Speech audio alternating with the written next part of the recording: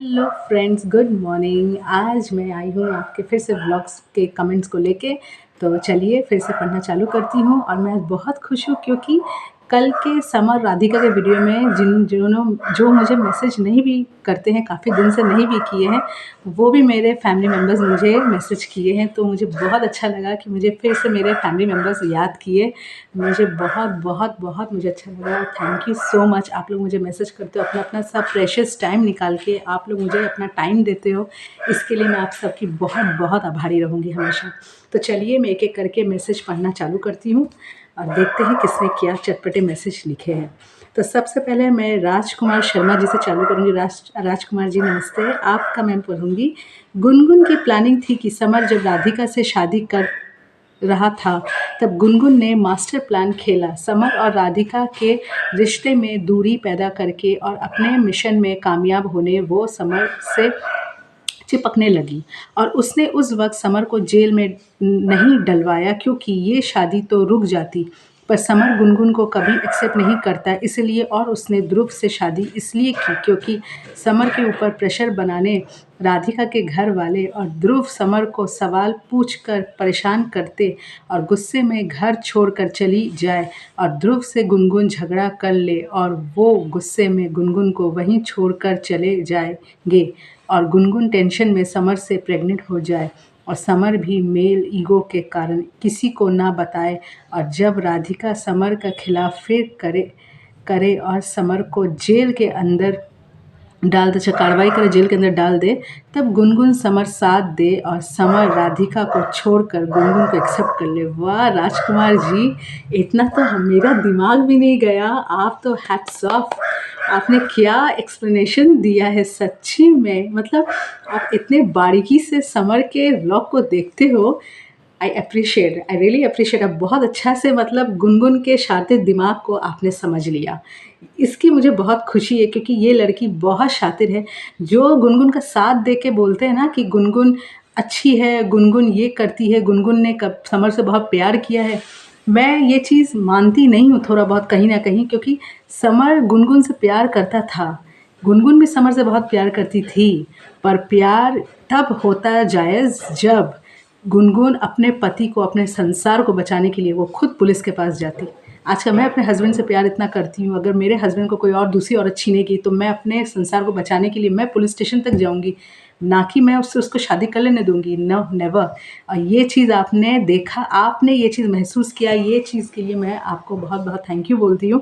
क्योंकि मेरे मेंबर्स, जो मेरे फैमिली मेंबर्स हैं, वो अगर खुद समझने लगे ना कि हाँ कौन सही है कौन गलत है, तब मुझे लगेगा हाँ मैंने सच का साथ दिया। Thank you so much Rajkumar ji, आपने बहुत अच्छा कमेंट्स अपने मुझे दिया है। I really appreciate. Thank you thank you thank you so much. फिर मैं नाम लूँगी दूसरा, साधना मित्तल जी का। साधना मित्तल जी ने लिखा है, जब समर की माँ बोल रही है कि गुनगुन कब कद्र किधर रहती तुम नहीं रह सकोगी, राधिका तुम्हें समर डिवोर्स दे देगा, तो राधिका बोल रही है कि मैं तो जेल ही में रखाऊंगी, उसके बाद मैं समर की मम्मी क्या करे, जब भी घर पर आती है दोनों को देखती है तो आप पे से बाहर हो जाती है। सही कहा आपने, सही कहा एकदम। थैंक यू साधना जी, आप शायद मेरे साथ पहली बार जुड़े हो। Thank you so much, welcome करती हूँ आपको मेरे फैमिली में। फिर मैं नाम लूँगी सवरीन डिसूज़ा जी का। ये भी शायद मेरे साथ नई जुड़ी है। Welcome to my YouTube family. आपका मैं मैसेज करूँगी। आपने सही बोला, एक यूट्यूबर दूसरों को न्याय दिलाने वाला आज सोसाइटी को क्या दिखा रहा है। ध्रुव और राधिका का लाइफ ख़राब करने में समर एंड गुनगुन रिस्पॉन्सिबल है। ये लोग कैसे खुश रह पाएंगे। सही बात, एकदम आपने सही कहा है। राधिका से तो समर ने शादी कर लिया, ये नहीं सोचा कि बाद में क्या होगा। उसको एक लड़की मिली, शादी हो गया, गुस्से में गुनगुन को सबक सिखाने के लिए उसने कर लिया, जो उसको नहीं करना चाहिए था। मेन कल्प्रिट आप जानते हो, समर और समर की मम्मी है मेन कल्प्रिट। इन दोनों को तो जेल में तो एकदम पूरा डाल देना चाहिए, और समर की मम्मी को जेल से निकालना ही नहीं चाहिए। तुम जेल से अपने गाँव में जो भी है फ़ोन से तुम ऑपरेट करो। सीरियसली मतलब हद है ये माँ बेटा। Thank you Sarvin ji, thank you so much मुझे मैसेज करने के लिए। फिर मैं नाम लूँगी राजेश कुमार जी का। राजेश कुमार जी ने लिखा है, आपने बिल्कुल सही बोला दीदी, थैंक यू सो मच। फिर मैं नाम लूँगी सुनंदा कोठारी जी। सुनंदा कोठारी जी ने लिखा है सुबह का प्यारा भरा नमस्कार।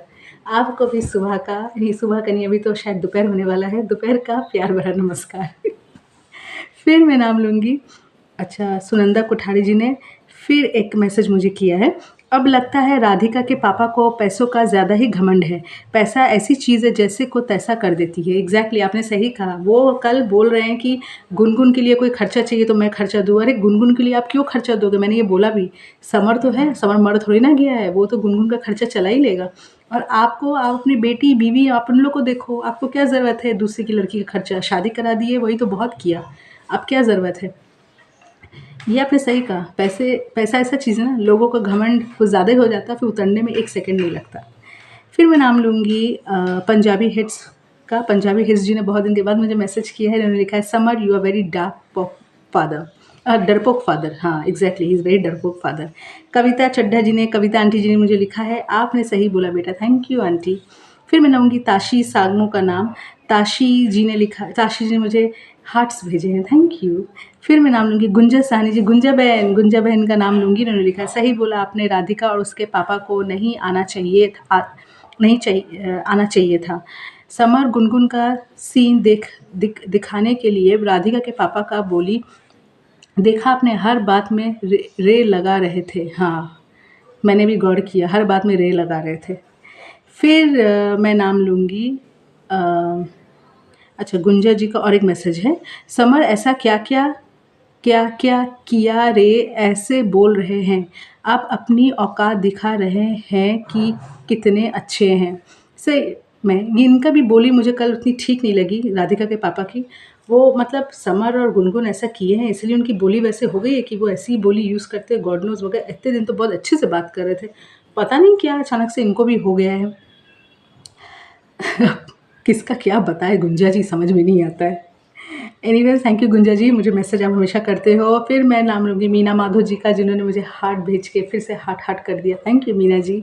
फिर मैं रत्ना आंटी का नाम लूँगी। रत्ना बासु जी ने लिखा है स्ट्रेंज, गुनगुन एकदम चुप हो गई। जब से समर ने गुनगुन को शादी के बारे में बोला तब से गुनगुन देवी एकदम शांत। गुनगुन इतना थप्पड़ खाया समर के हाथों से तो भी समर के साथ नहीं छोड़ा।